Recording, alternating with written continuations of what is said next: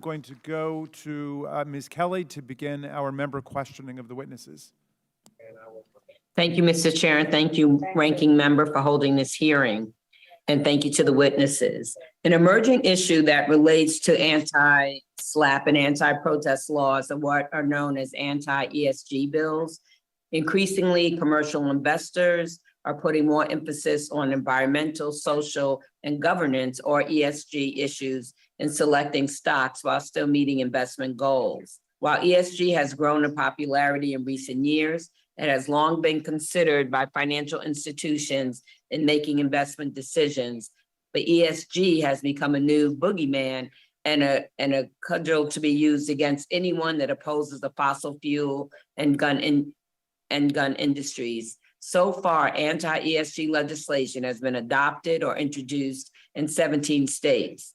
Texas passed a bill in 2021 that prohibits any governmental entity in the state from doing business with any financial institution that has divested from the oil and gas industry. This law forced 5 of the state's largest municipal bond underwriters out of Texas. So now while Texas can say their anti-ESG bill is another feather in their anti-woke cap, it is costing Texas taxpayers hundreds of millions of dollars.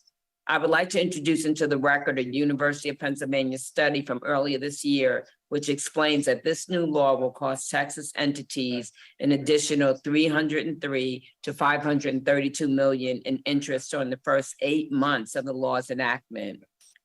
Without objection. Professor Ramasastry, what can you tell us about the impetus behind the ESG laws?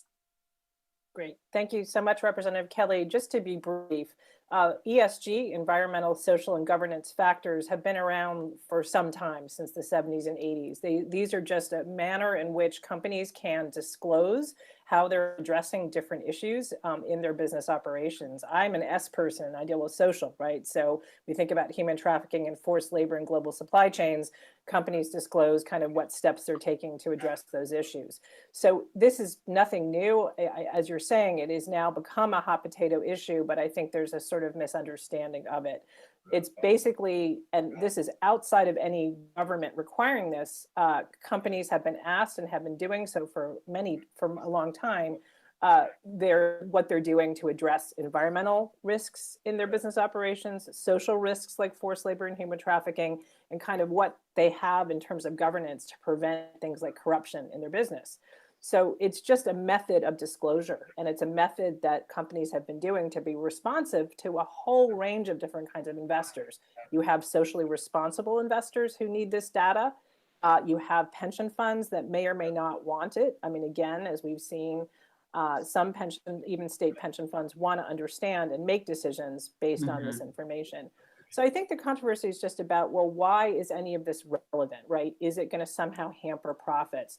And that's where I think the E is where there's been a lot of debate. And the question is disclosing information about, for example, carbon emissions, CO2, or climate mitigation, something that's relevant to decision making? And well, let me ask you. Go ahead. I'm sorry. The financial institutions have been accused of, and I quote, discriminating, unquote, against fossil fuel companies by not investing in them. And then how would you respond to accusations? Well, I think companies are being discriminated against? I'd respond in the sense that we saw the response of BlackRock to the Republican Attorney General's letter, where they said, this is not what we're doing, right? We're asking for that information as part of a larger set of indicators that we want to look at when we think about whether there is going to be a risk to the company, right? So they're just saying that it's part of a mix of information that will help make decisions about not only short-term profits, but long-term profits. So as BlackRock indicated, they're still investing in the fossil fuel and oil and gas sector, but they're saying that over time, they're going to need that information because there is a question about material risk. So I think the question there is that it's a piece of information that will be important. Are there any First Amendment implications in creating government mandates as to which publicly traded companies, financial institutions can invest in?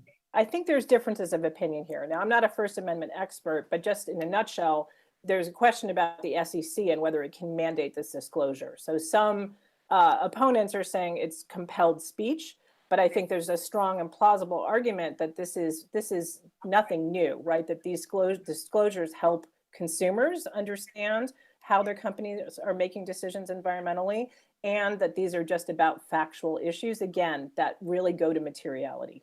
Thank you. My time is up, but thank you so much. Ms. I yield Kelly, back. Ms. Kelly, the documents you wanted to introduce will be introduced without any objection. And thank you for making this really important point about the anti-ESG laws. And that's something that the subcommittee could definitely take up, because that is another threat to freedom of speech and expression in an attempt to interfere with the company's own policies trying to advocate in this field.